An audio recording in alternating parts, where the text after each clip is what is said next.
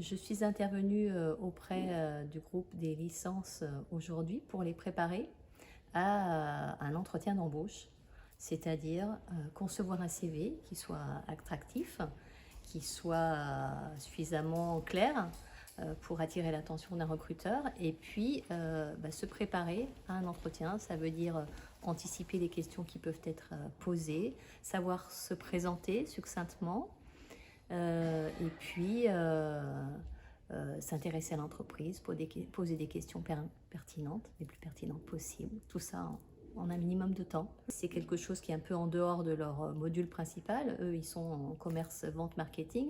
C'est un petit plus qu'ils auraient offert de manière à ce que quand ils vont sortir cette année ou plus tard, certains sont en poursuite d'études, qu'ils puissent être un petit peu armés. Donc on a fait une préparation en 3 séances. Le travail, le plus gros du travail est fait en amont, hein, c'est de la préparation, c'est mettre un rotarien en face d'un élève, donc effectivement ça nécessite un petit peu d'organisation et un petit peu de rigueur dans cette organisation. Après, donc les rotariens sont en face d'un élève et l'élève a choisi du coup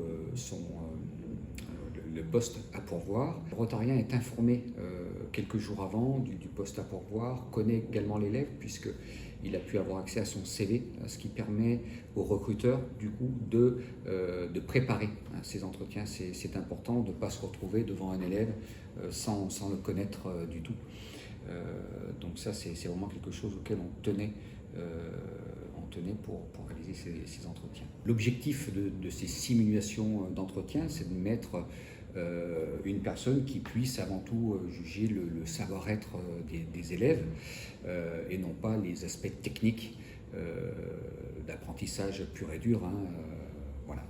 Donc je choisis les offres en fait vraiment par rapport à si le métier semble intéressant et ensuite l'entretien, je vais essayer de m'y préparer par rapport à l'entreprise, c'est-à-dire chercher des informations sur l'entreprise, connaître en fait où est-ce que je postule tout simplement, même peut-être chercher des avis d'anciens salariés peut-être pour voir les expériences vécues et ensuite je vais me présenter à l'entretien avec mes préparations dans ma tête et voilà. Sans pression, jamais de pression, faut pas. Devant le monsieur que j'ai rencontré à l'instant, un petit peu d'appréhension pour la personne que j'ai en face de moi, mais très sympa, on détend tout de suite l'atmosphère, on se rencontre, on parle un petit peu de nos différentes expériences vécues, etc.